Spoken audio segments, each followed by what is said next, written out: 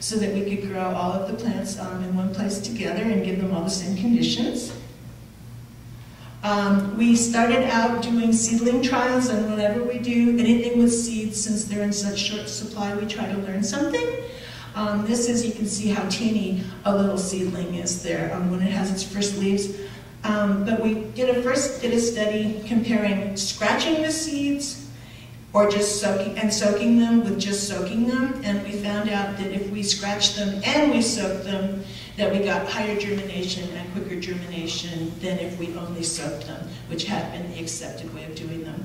So we figured out how to get a little bit better seed germination in the greenhouse and have it be a little bit more productive.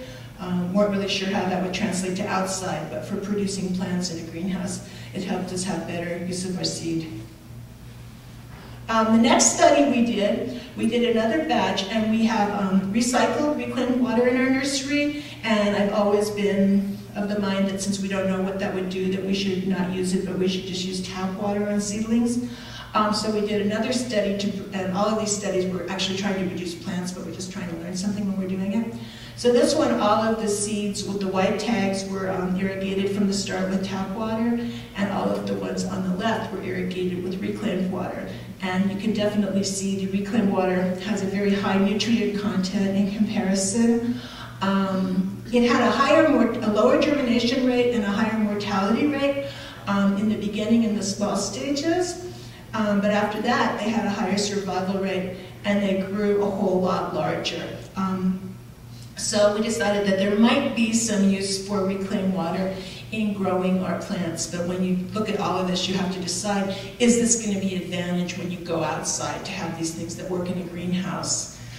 Outside you might not want to get big quickly, because if you're small and close to the ground and don't have big leaves, you're not going to use as much moisture. But the other side is that if you have a good root biomass, if you have a good top biomass, you usually have a good root biomass, and that means your roots are deeper and you're going to be better taking up water. So first we grow the plants in these small 2-inch cells. As soon as they've got any size on them, we put little pebbles around them, and that seems to prevent the leaves from getting some sort of pathogen from the soil. It just tends to keep the plants from dying. If they touch the soil, they tend to get things and die. You can see then on the left there, they can get, it probably takes about 4 or 5 months to get a nice root system where it fills the whole plug.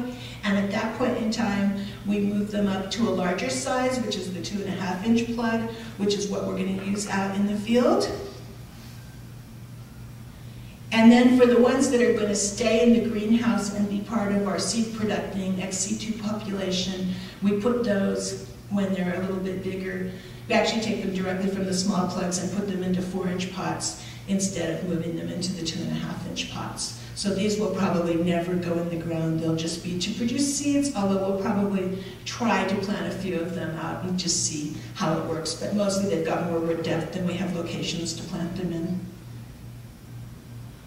The next stage is pollinating the flowers to produce more seed, and there you can see the tweezers that we use to open up the flowers so we can insert the paintbrush and the tip of the paintbrush with some nice yellow sentry milk-vetch powder on it.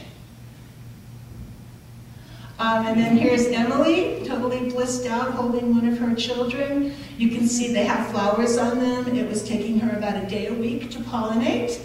And as of the end of her internship, she'd had about 900 seeds that were produced from the population. So now we're starting to grow some of those out, and when we do our planting experiment, we'll compare how seedlings from the 3 populations and from the ones produced in the greenhouse do in the wild as part of the study. And there's the seeds, and there's the seed pods they're forming. Each one of those pods is about 1/8 of an inch long. Each one has 2 yellow seeds in it. One of the really high experiences I had in this project was we had the 4th graders from our Grand Canyon Elementary School. There's 2 classes of them, and they've been having an environmental education unit on endangered species. They came to the nursery. They were amazingly well behaved and had a lot of their teachers and adults with them. And we were showing them the plants, and I decided it would be fun to let them pollinate the plants. And that was a little risky, But you know, we took it slowly, and we started out with like one kid in a group to see how it would go. And it went so well that we ended up having about 40 fourth graders and all their teachers and their principal who came along pollinating an endangered plant. So I really like that, because it's just, to me, it's really important that when we do science that we always have places for people from all walks of life to participate in it, so that then they really care about what's going on, and so that things aren't just a big mystery. Yes. Okay, so we're almost done with the show here. But anyway, there's the one, we're kind of now in the direction we're going. So in 2008, as part of the Maricopa Point, not the Maricopa Point, the Hermit Road project, which was a big park-wide construction project, widening Hermit Road to accommodate kind of 2 buses at the same time and a bicycle, so that that bicyclist had a chance to live. And redoing some of the overlooks and making them a little safer and a little better for buses and for visitors. The park took the opportunity to remove what had been a parking lot at Maricopa Point. And for years, this had been the recommendation, because this is very close to the endangered plant population. People are tempted to go in. And then the other thought was, well, this parking lot, which was built originally, I think, about 1913, then it was paved in, I think, 1935, and then it had a lot of additions in 1962. And the bottom left is probably the one that is closest to the area we're working in, with the sentry milk-vetch on the habitat on the far right of the picture, so the opening where there aren't trees as you look out there. So it was really our hope that this parking lot was also covering some milk-vetch habitat, and that if we took off the parking lot, then we would be able to use that and recover it and have more plants growing there. And it was a little nerve-wracking to walk in on how were we going to do it, what construction practices had they used when they built the parking lot. I mean, the first hope was just that they tossed some asphalt down on top of the habitat, and they would take away the asphalt, and lo and behold, the habitat would be there. But as our construction friends in the park told us, no, even in the 1930s, they had pretty much the same road building practices they do today. But anyway, when they did the road, they came up, they took away the asphalt, and underneath it was a whole lot of this white-colored fill dirt. We had some of it taken away, but we didn't want to have too much taken away because we weren't quite sure what we were looking for and what we were going to find. But we did a couple of exploratory holes, and on the right-hand side, there's a shallow hole you go down a little bit, there's a little bit of red soil, and then you hit the limestone. On the left-hand side, there was a deep hole with a lot of soil underneath, and then you hit the limestone, and that pretty much corresponded to when you looked back up from the parking lot and saw the part of the place that was the sentry milk-vetch habitat with shallow soil, and that wasn't, that had the common milk-vetch and had the trees. So that was really exciting, because it was something that kind of indicated that what was below there still would support the kind of plant life we saw above. We worked a long time on it. We had some mechanized taking away. When we got down close to the limestone, though, we didn't want to break it up with machinery, and we did a whole lot of hand removal, and these are 2 American Conservation Experience interns from the Netherlands helping out, so we had international volunteers too, which was pretty good. And now we found the habitat.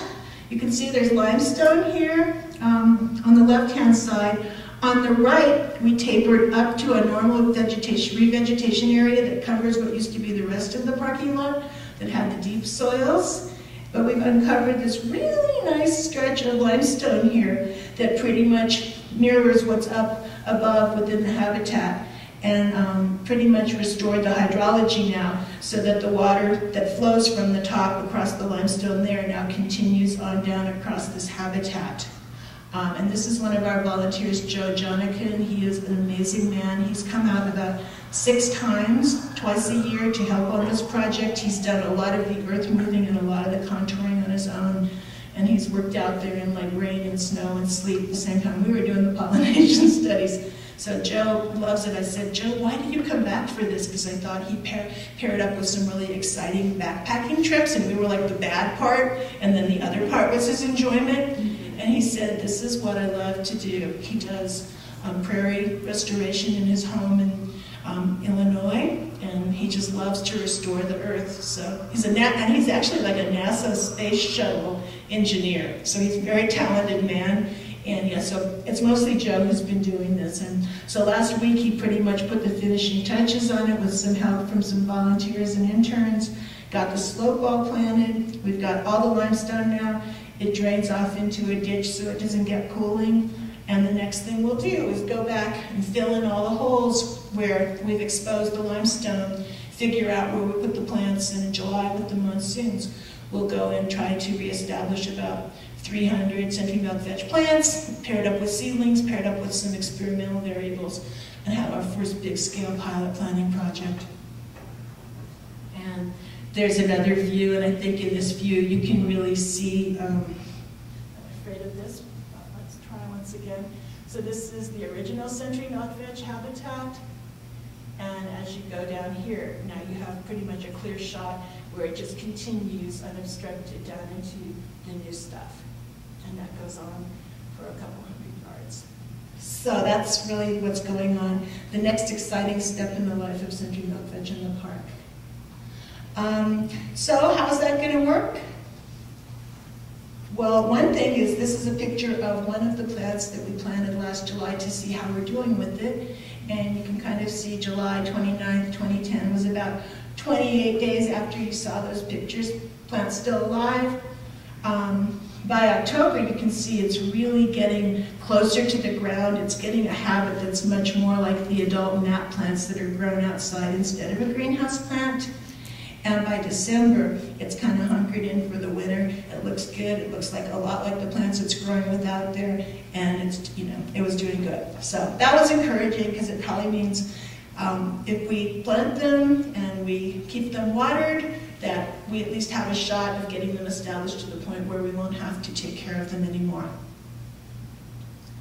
Then the next thing is I decided if we were going to seed, that we would put some seeds in these little tubes and see if we can seed out there, and the seeds are just to protect them and keep them from getting stepped on.